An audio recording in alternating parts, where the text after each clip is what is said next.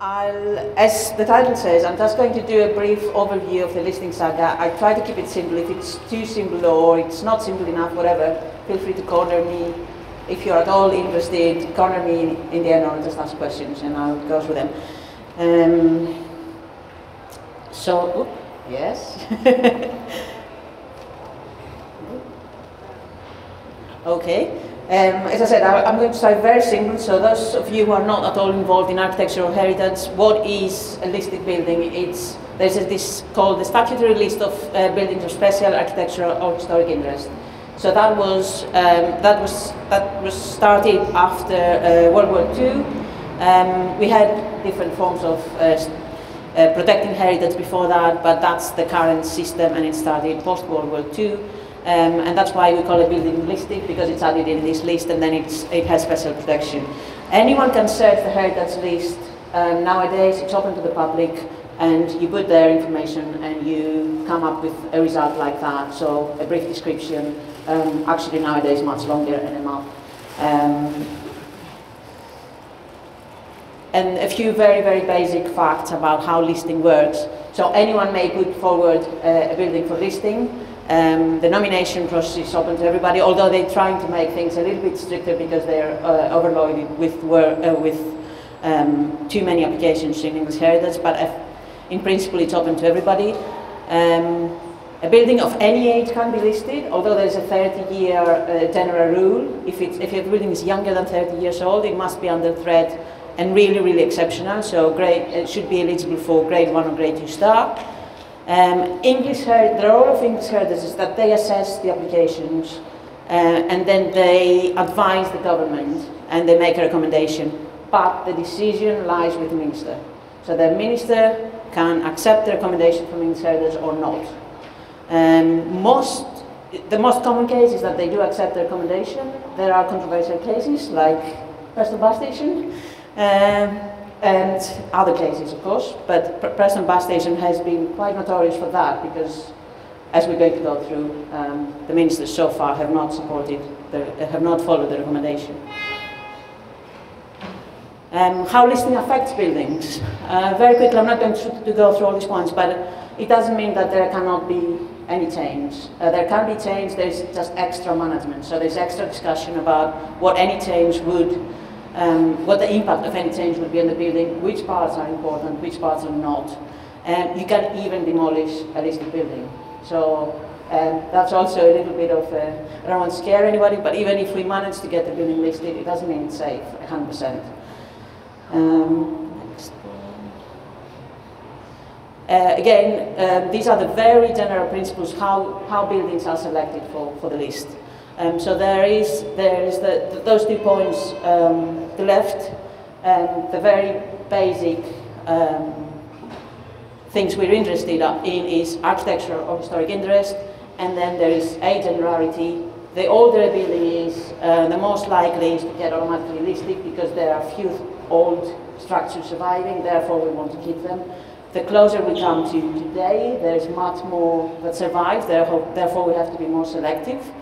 Then there can be aesthetic merits. Selectivity is that we don't necessarily list everything of a specific style or specific period, but we select the best to keep for future generations. And it has to be national interest. There are other systems of protection, but they can be more local, for example, local listing or conservation areas.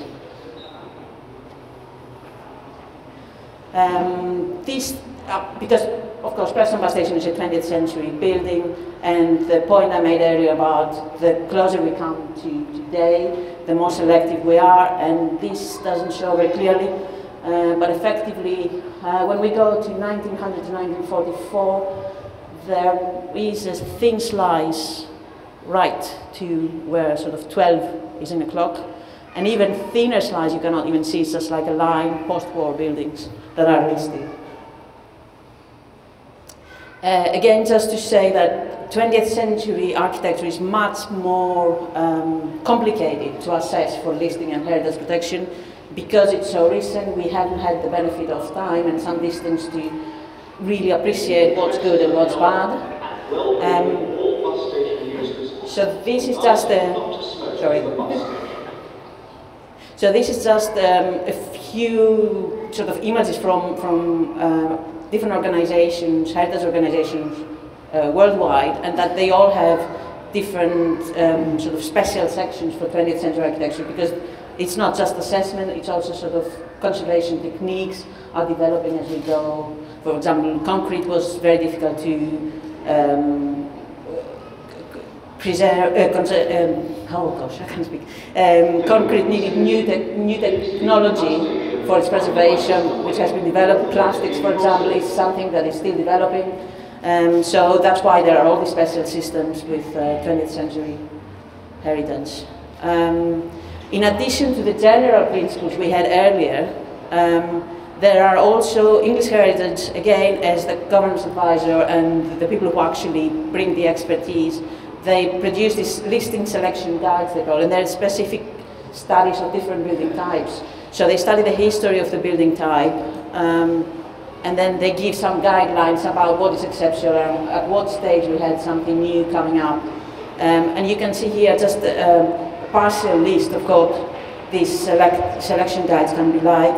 I just highlighted that there is one for transport buildings, and actually Preston Bus Station is mentioned that the latest edition of this guide was published in 2011. So Preston Bus Station is mentioned there as a building that English heritage are firmly in favour of. They're firmly behind its special interest, but they mentioned, of course, that it was turned down in 2010. Oops. And now going to the Preston Bus Station listing campaign. As mentioned earlier, the first listing of them starting in 1998, and that was directly from English Heritage, because they do this together with the selection guide. They also do thematic surveys at different points in time.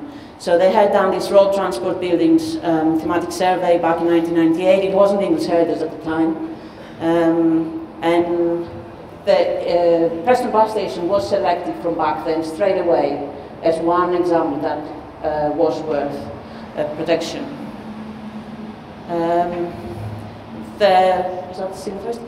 The first attempt was turned down again. There was a review. I do mention 20th Century Society quite a lot, of course, because I used to work for them, so that's my perspective. So the first listing attempt was put forward directly from English Heritage, and the Society just got involved in supporting when it was turned down and a review request was put forward. This is the second listing attempt, several years later, and that's where I started becoming involved.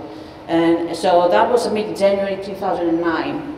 It took until December 2009 for the recommendation from English Heritage to be put forward. It was again positive. They firmly recommended the building should be listed at grade 2. They went through all the listing criteria, the selection guide. They said this is a very special example of this type of building, sort of a combination of a car park and a bus station. It was integrated design. BDP were pioneers in putting forward this integrated design, sort of bringing different expertise into the same firm. So having engineers and graphic design and all these kind of things. Sadly, DCMS, sort of Minster again, turns it down, and that was in a few months later, in January, I think, no, February. Sorry, I started losing it. January 2010. There is the possibility to ask for a review with all these decisions, so that's what the Society did.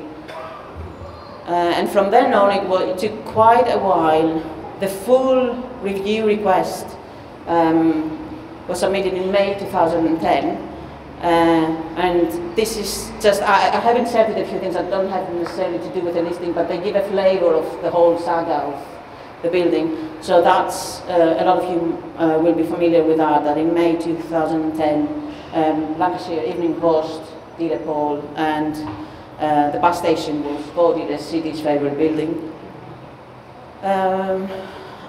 March 2011, the Society puts forward Preston Bus Station together with 2 other buildings as representative of British brutalism to the World Monuments watch list for 2012.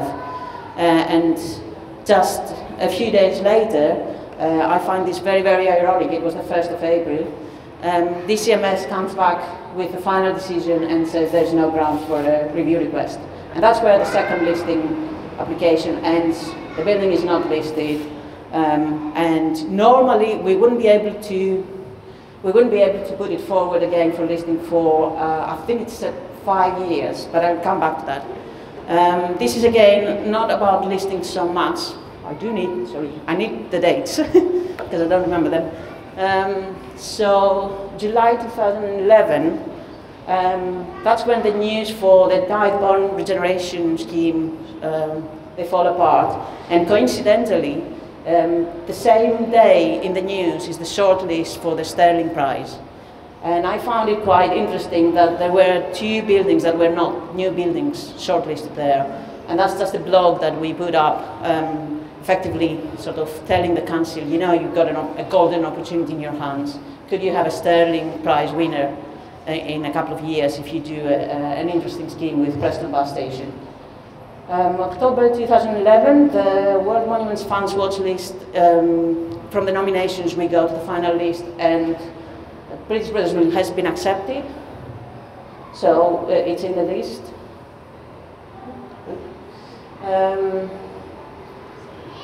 And then we have, the final decision about the regeneration project not going ahead in November 2011. Again, we try and encourage the council to start more negotiations. December 2011, as you know in the book, actually it's not in the book, but it was on the website, Preston Bus Station is voted second favourite building of PDP's first 50 years. And February 2012, I'm sure John Wilson knows that very well, the Preston City Council votes against having a referendum. April 2012, the photograph is horrible, but we saw it earlier. Preston Passion, for me, is what this building is about for the city of Preston. That image is with me all the time. That's the potential of the building for this city. And in July 2012, again, many of you know of this event. For me, at that point, I thought we had started a very positive dialogue. I thought that the councillors who were present at the event were listening.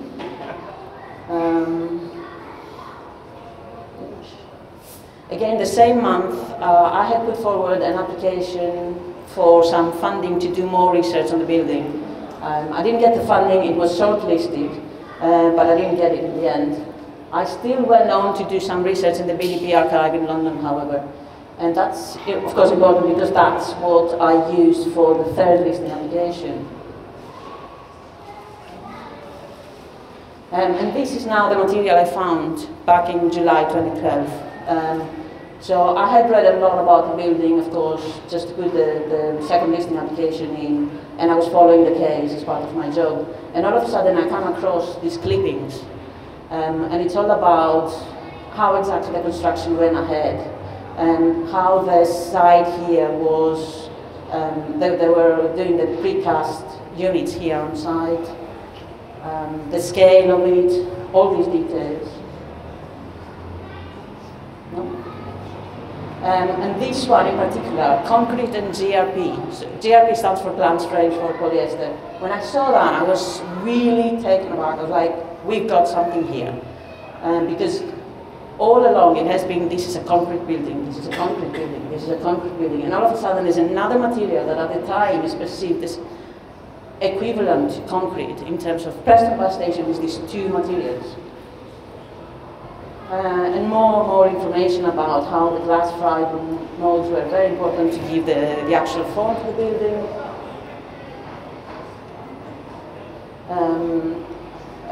The company Glasgow Limited, who actually provided the material and the expertise, used the building in all the promotional advertising material after that. And of course, it was not used just for molding the precast units, the concrete, but also a lot of the fittings in the building, like the litter bins, also the kiosk in the car, for the car park, the arrows, everything was made from GRP, and the advantages were many. You didn't need to have sort of unsightly supporting structure. It was robust material that didn't need much maintenance. You could do this kind of clear typography and printing that was very legible and useful for wayfinding or any other kind of signage. And then there is this article in a journal in 1970, just a few months after the building is completed, which highlights that even though plastics had been used worldwide much earlier, in the UK, the industry was lagging behind. So that's what makes the use of GRP in Preston Bus Station of national significance, and that's exactly the point.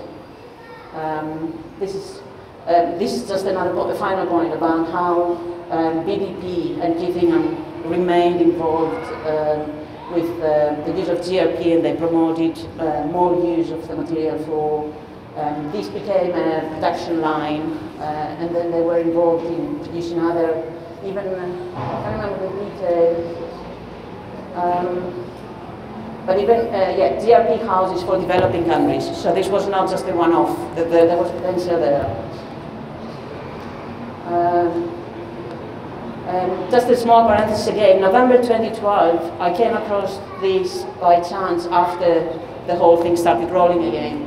A few days before, a couple of weeks before we had the new decision, the new threat to the building, and there's this interview there I did a journal with the minister, and he says he's been asked about Preston Bus Station among other buildings. He says, but to be clear, I think it was rejected in 2010, and the review of the decision was turned down in 2011, so it's unlikely to come up for listing anytime soon.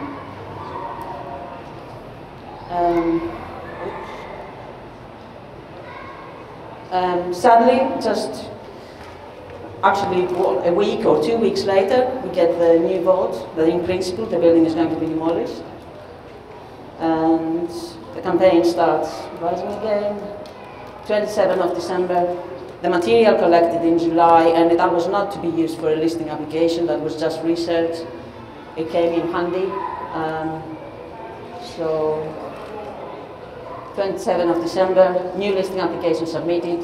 By 30th of January, we hear that although it is very unlikely, and indeed, it's fair to say it's exceptionally unusual, to reopen a case in less than 5 years, because there is substantial new information, the case is reopened. 28th of February, Inksheders have made their the initial assessment, they circulate the consultation report. 12th of April, we hear that there is an application for a certificate of immunity from listing, which is sort of the opposite of a listing application. The two are going to be assessed in parallel, because effectively if one is approved, the other, one excludes the other. And what this means is that if the building doesn't get listed, but it does get a certificate of immunity issued, for 5 years, there's no possibility to go to do anything again to have it protected. And here we are today. And thank you very much.